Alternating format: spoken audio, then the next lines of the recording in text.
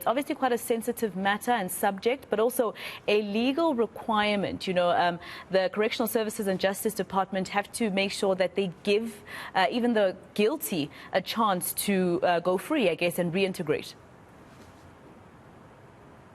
Yes, certainly. Thank you for having me.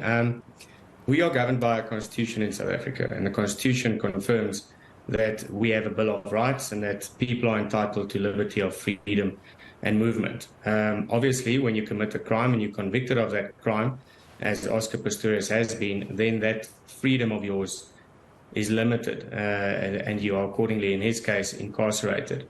But our penal system and our criminal justice system is focused on rehabilitating people who are sentenced to jail upon conviction. Now, what that means is that whilst the person is serving his time, he will be given ample opportunity to improve his life, attend classes such as educational skills classes, anger management classes, life skills classes, etc., in an attempt to rehabilitate a person so as to allow them to be reintegrated back into society. And this is a big consideration that the Parole Board will keep in mind today. The other most important factors are whether Oscar Pistorius, if he is released on parole, could still pose a danger to society. Then obviously whether he has been rehabilitated successfully while serving his period of imprisonment. And that can only happen once he accepts responsibility and shows remorse for his actions. He was, of course, convicted of murder. And in the event he shows remorse, that would go a long way to proving that he has in fact been rehabilitated and is a person who qualifies to be released back into society to contribute positively towards society. The seriousness of the offence is also considered. Obviously, the murdering of an innocent person is obviously regarded as a serious offence.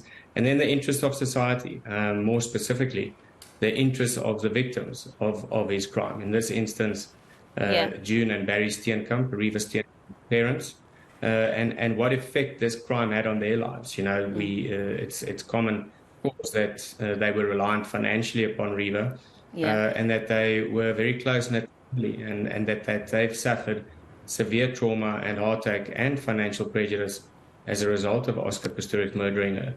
So those four factors are the most important considerations that the Parole Board will take into account. And I want to come in there with the fourth factor that you spoke about, and that those are the victims' families. You mentioned June and Barry Steenkamp. So obviously they'd be opposing this, his eligibility for parole, etc. And a victim impact report, I assume, would have to be taken into consideration. But how far does the victims' families' opposition of parole go in terms of the decision that might be made by the board? Well, it's definitely a consideration. It is not the begin-all and the end-all. And they also cannot just oppose his release on parole, given that they don't like him and that they want to act in a manner that punishes him further going down the line. Their reasons for opposing his release on bail must be substantiated by proper evidence or reason. In this instance, I have heard that they believe that he has not showed remorse. He has still not accepted responsibility, and that the only reason why he reached out to them was in an attempt to bolster his application to be released on parole.